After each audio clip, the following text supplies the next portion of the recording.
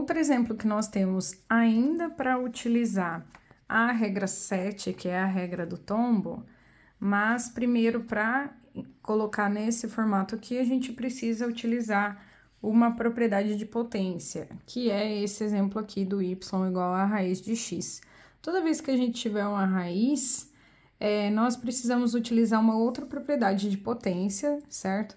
Essa propriedade fala o seguinte, né? Quando você tem uma raiz de um número elevado, esse número elevado a n com um índice, você pode reescrever, na verdade, o formato dessa raiz aqui, dessa forma aqui, ó. Copia o número, o m, que é a potência do número de dentro, vem para a parte de cima de uma fração, e o n, que é o índice, vem para a parte de baixo, certo? Portanto, aqui a gente ainda não está aplicando derivada, nós estamos arrumando para colocar no formato letra elevado a número. Aqui, raiz de x. Então, a gente vai colocar x elevado a quanto? Qual vai ser essa fração aqui? Primeiro, a gente tem que identificar. Qual que é a potência do x? 1. Qual é a potência da raiz? 2. Então, o número 1, que é o de dentro, vem para cima e o 2 vem para baixo da fração, certo? Isso é propriedade de potência que a gente utilizou para colocar agora no formato que a gente tem aqui, né? X elevado a n. A gente sempre vai buscar colocar nos formatos aqui, certo? Para resolver. Colocou no formato x elevado ao número, esse aqui é o n, né? Então, a gente vai agora derivar y', certo?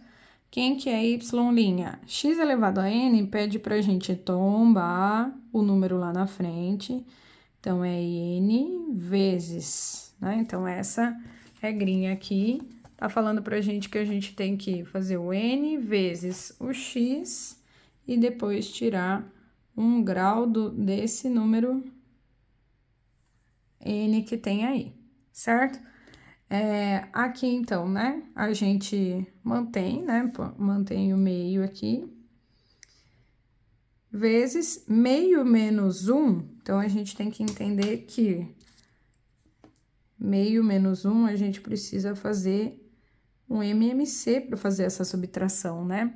Soma e subtração de frações, a gente precisa ter a mesma base para subtrair os numeradores, certo? Isso aqui é a mesma coisa que meio menos 2 sobre 2, né? 2 dividido por 2 dá 1, certo? Isso, portanto, quer nos dizer que meio menos 2 inteiros, nós temos menos meio aqui, certo? Então, aqui, ó, o x vai estar elevado a menos meio, beleza? E aí, a gente pode arrumar, ó, esse menos aqui, como ele tá no andar de cima, né? Ele vai pro andar de baixo, certo? E a raiz que tá elevado, o x que tá elevado a meio, pode voltar a ser raiz. Então, a gente pode escrever essa resposta final assim, ó, 1 sobre 2, esse cara vai vir para baixo, então, vai sumir esse negativo, e o meio vai voltar a ser raiz. Então, raiz quadrada de x. Essa é a nossa resposta final da derivada de raiz quadrada de x.